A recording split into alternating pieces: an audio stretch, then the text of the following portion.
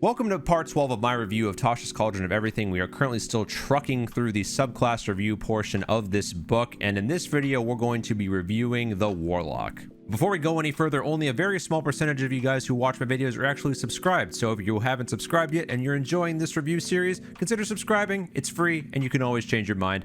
But without further delay, let's jump into the Warlock. So here's the Warlock, and to begin, let's go through the optional class features for the Warlock, beginning with the expanded spell list. Moving right along, the Warlock now gets Booming Blade, Green Flame Blade, Lightning Lure, Mind Sliver, Sword Burst, Intellect Fortress, Spirit Shroud, Summon Fae, Summon Shadow Spawn, Summon Undead, Summon Aberration, Mislead, Planar Binding, Teleportation Circle, Summon Fiend, Tasha's Otherworldly Guise, Dream of the Blue Veil, Blade of Disaster, Gate, and Weird.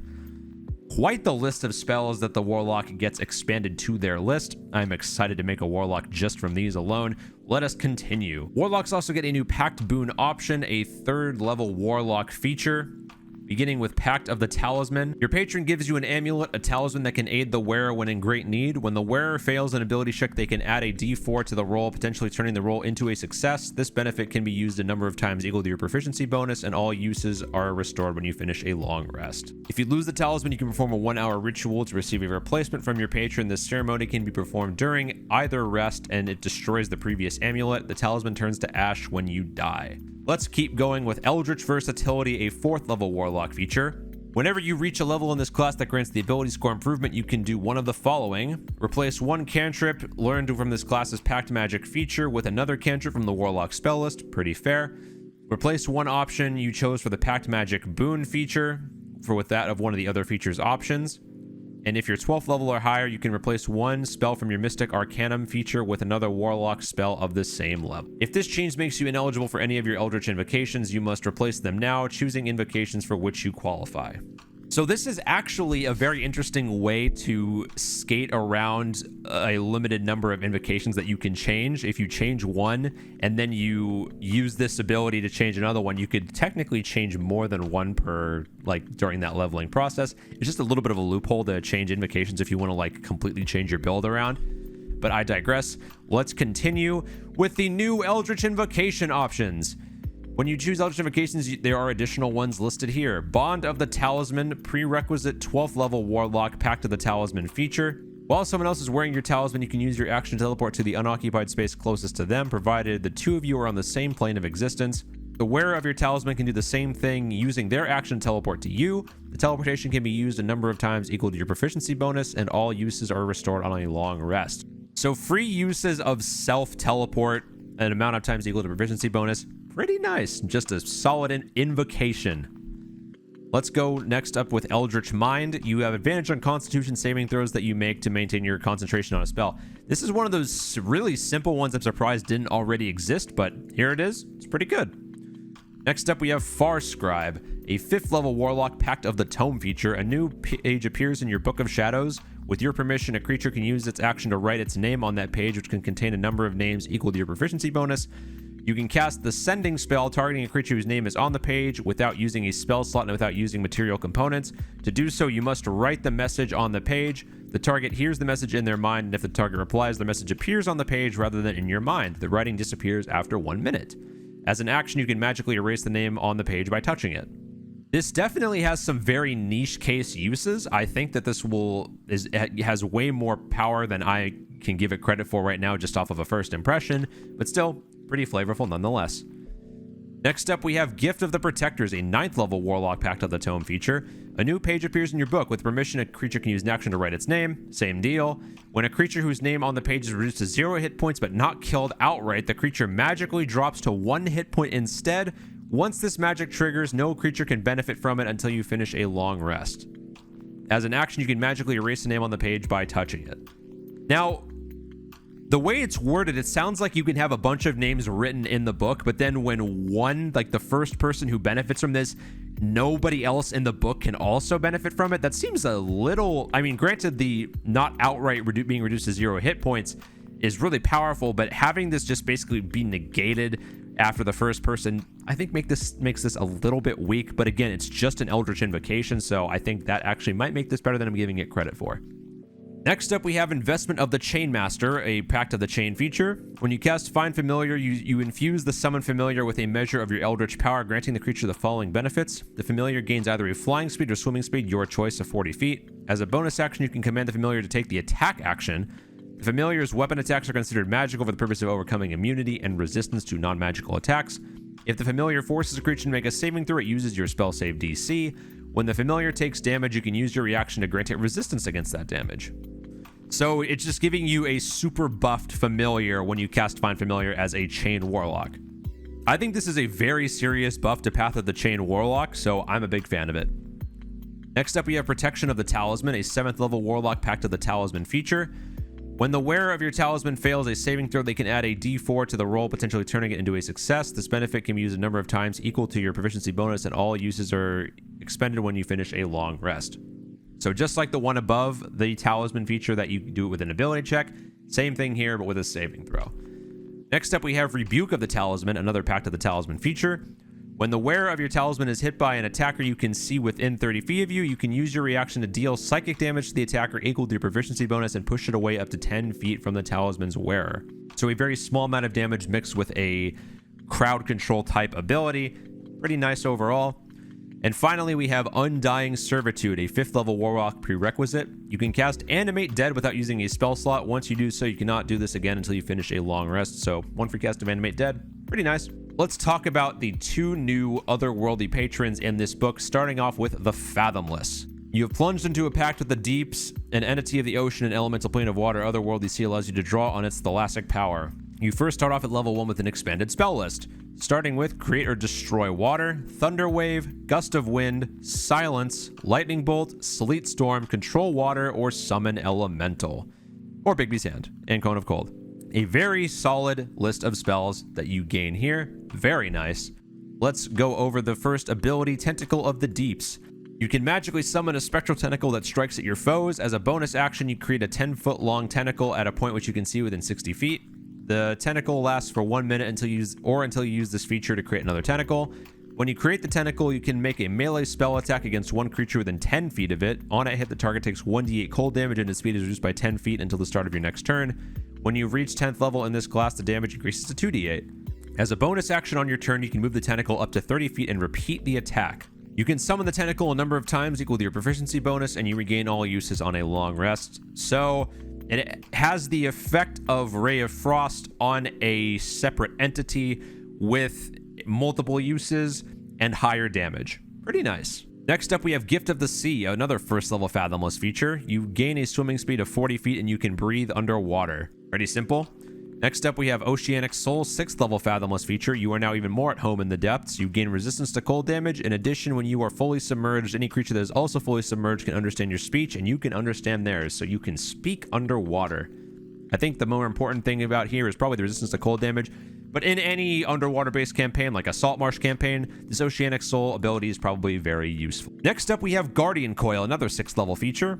Your Tentacle of the Deeps can defend you and others, interposing itself between them and harm. When you or a creature you can see takes damage while in 10 feet of the tentacle, you can use your reaction to choose one of those creatures and reduce the damage to that creature by 1d8 when you reach 10th level. This damage is reduced to 2d8. So you place this tentacle in the thick of things and you can just start reducing damage if you're up in the thick of it with your allies and your enemies.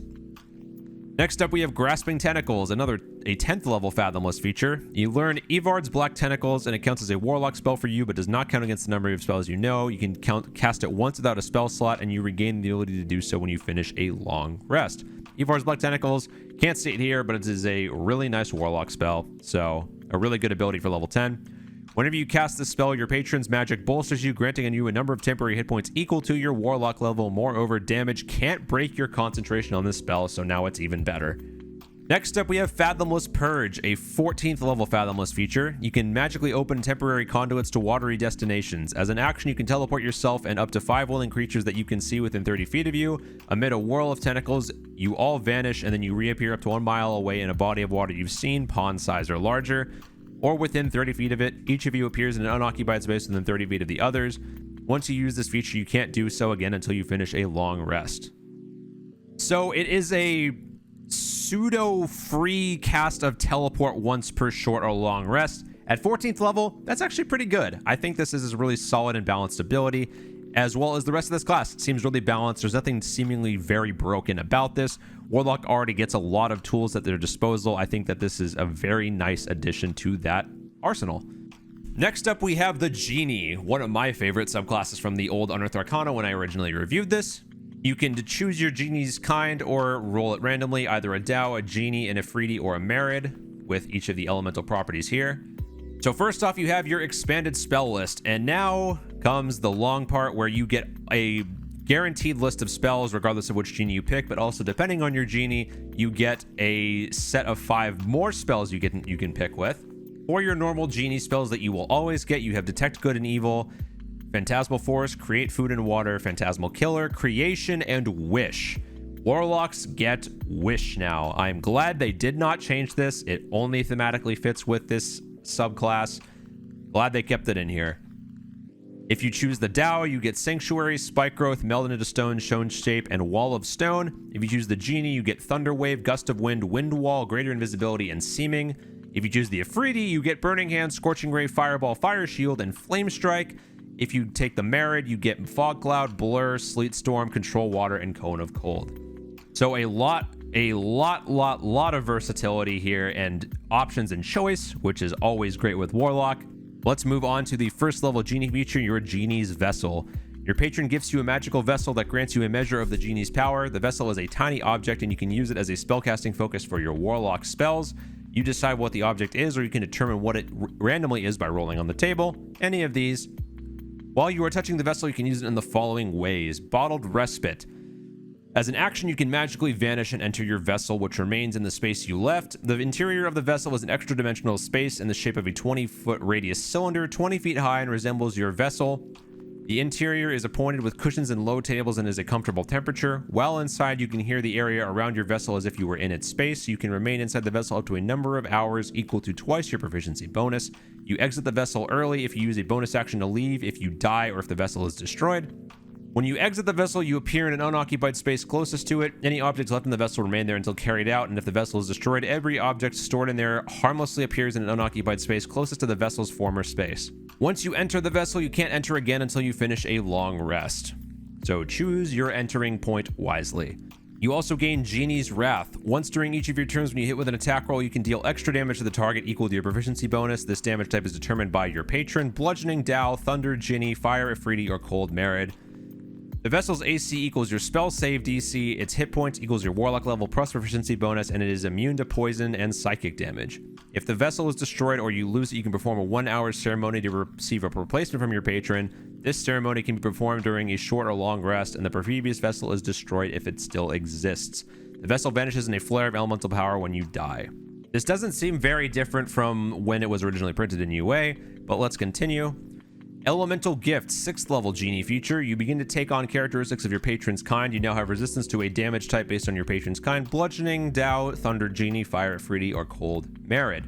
In addition, as a bonus action, you can give yourself a flying speed of 30 feet that lasts for 10 minutes, during which you can hover. You can use this bonus action a number of times equal to your proficiency bonus, and you regain all uses on a long rest. So, a certain number of times a day, you can just fly. Very nice. Next up, we have Sanctuary Vessel at 10th level. When you enter your Genie's Vessel via the Bottled Respite feature, you can now choose up to 5 living creatures that you can see within 30 feet, and the chosen creatures are drawn into the vessel with you.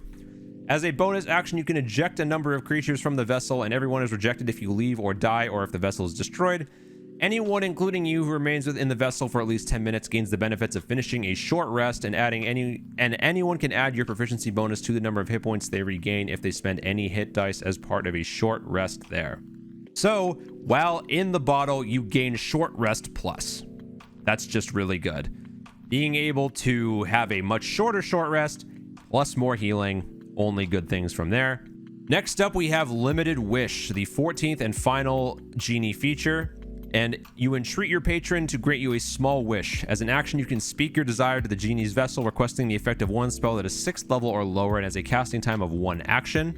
The spell can be from any class's spell list, and you don't need to meet the requirements in that spell, including costs of components. The spell simply takes effect as part of this action. Once you use this feature, you cannot do it again until you finish 1d4 long rest. This is exactly the same as it was printed in Unearthed Arcana. There are probably limitless options for the limited wish. If you guys have any super creative options for how to use this subclass and this ability, leave them in the comments down below. But guys, that is all I have for the new Warlock options presented in Tasha's Cauldron of Everything. If you guys enjoyed this video and enjoyed this review, be sure to leave it a like. And also leave in the comments how powerful you think this class is. If you guys have any other thoughts or questions, leave them down there, and subscribe if you guys haven't. We got a lot more Tasha's Cauldron to review, so those are coming to you very soon. So until next time, guys, have fun, stay safe, and as always, happy gaming.